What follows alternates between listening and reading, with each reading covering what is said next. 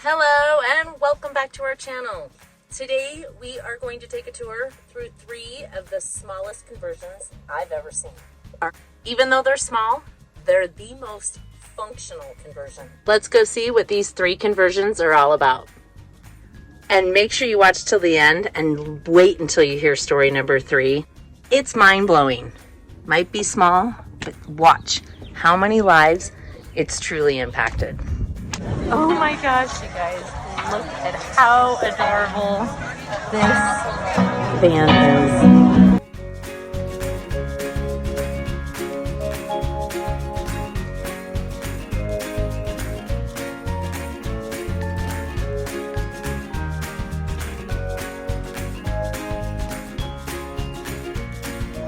You've got a fridge, you've got your cooking station, your sink.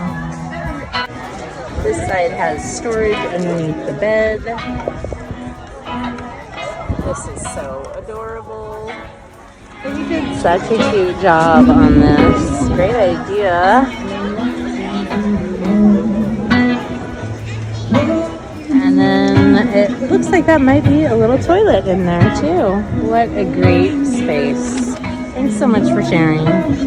Okay, so Aunt Delica, Costa Mesa, and he has got this amazing Mitsubishi van. Little bed up on top. This is so intriguing to me. Do you obviously design, you build? Yep. It looks like your way of building is like a puzzle. Is that right? Yeah, it's just like utilizing like traditional Japanese joinery. So minimal hardware, minimal screws. I mean, this whole closet is actually, there's no screws or hardware at all. So that is amazing. So it's just like natural slides, mortise and tendons, and then yeah, a bunch of joinery, notch joinery. And then same with the bed, all mortise and tenon through, and then utilizing Baltic birch, 3/4 edge. Awesome. So I kind of like want to push out the material being used, you know? Right. And then a lot of this wouldn't be possible without like the use of CNC fabrication. Gotcha. So like this is kind of just showing people like how the floor is assembled. And essentially this whole system, the whole camper, can be flat packed and shipped out and assembled by the user. Wow. Thank you so much for sharing, because you're welcome. that's cool. Camp Delica. Okay, and do you just do builds for like this, or do you do them for everything? Right now I'm specializing in the JDM camper vans, so the Mitsubishi Delica and then the Toyota Hiace. Awesome. Awesome.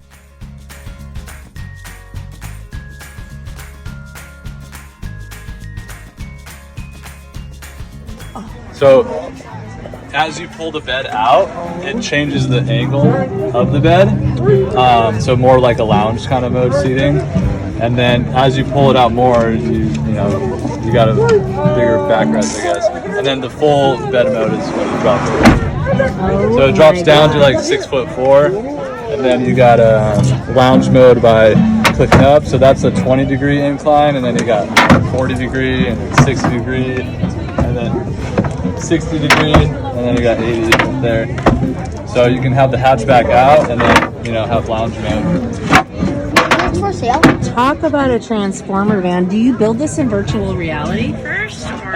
You wouldn't say VR, it would just be AutoCAD. AutoCAD. Yeah, and then here's to get it up, you just pull this up, and then you slide it in. And then here's for workstation, you gotta go like this. Oh my gosh. Oh, is this for my sale? life. No, this one's for a client. Wow. Yeah. And is that fridge? Yeah, this is it's called an isotherm. It's like a boat fridge, basically. 12 volt, 1.3 cubic inches. That's amazing. I'm photobombing. Oh my gosh, you even have a plant stand. Yeah, I got plant stands and then my lounge chairs. Look at these chairs, you guys. Those are super cool. So when they fold up, do they fold up flat? Or no? Yeah. Just to ship? Shipping, it's flat. When you disassemble it, they'll be flat too. Gotcha. Okay. They're meant to be assembled and then locked in. You know? Gotcha.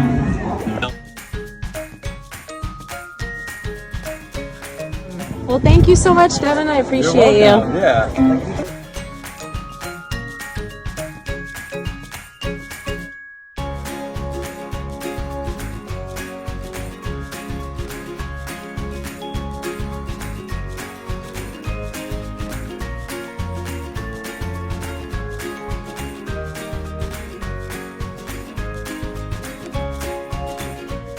And what was your inspiration behind building this? This started out as a project to ride from SoCal to Florida on my bicycle, and so I wouldn't have to spend money on hotel rooms. So like I have immediate shelter, wouldn't have to pop up a tent, none of that, carry all my cargo and water, food. And then as I was in the prototype stages in Palm Springs testing the prototypes, I ran into just so many people, homeless people and everything, that needed a shelter immediately. And they were asking me to build them a shelter. And I finally earned up on the money, donations and all that. Well, I opened up a manufacturing facility just under 2 years ago in Texas to build them. The COVID put kind of brakes on it. But now after COVID, the problem of homelessness and everything seems a little bit more, even worse. So we're back out there trying to crank these out again. And is that an electric bike that it's That's not electric, but that's a luxury. Right. I usually tow it with a regular BMX bike or a mountain bike. It also has the option of, if you don't have a bike, there's a trolley wheel that attaches up front and you use this push bar. So you can push it like a cart, a grocery cart. Amazing. And then it's just running a little tiny solar on top. Solar sensor light, and my panel operates a 400 watt solar bank inside. So you can run all your phones, tablets, fan, everything. That is amazing. You thought of it all. Literally, it's got everything you need. So did you do the ride? No, I got sidetracked. It's turned into a full-time. It's turned into a full-time project. Yes. What's your name? My name's Leonard. Leonard, very nice to meet you, and thank you for sharing your story with me. No problem. I love that. So you guys, thanks so much for watching. I hope that you truly enjoyed these tours as much as I did. Even though they're tiny, wow, what an impact they truly do have. If you liked this video, hit that like button. It truly helps me out. Leave me a comment down below, and we will see you soon. Sending love and high vibes to every one of you. Until next time.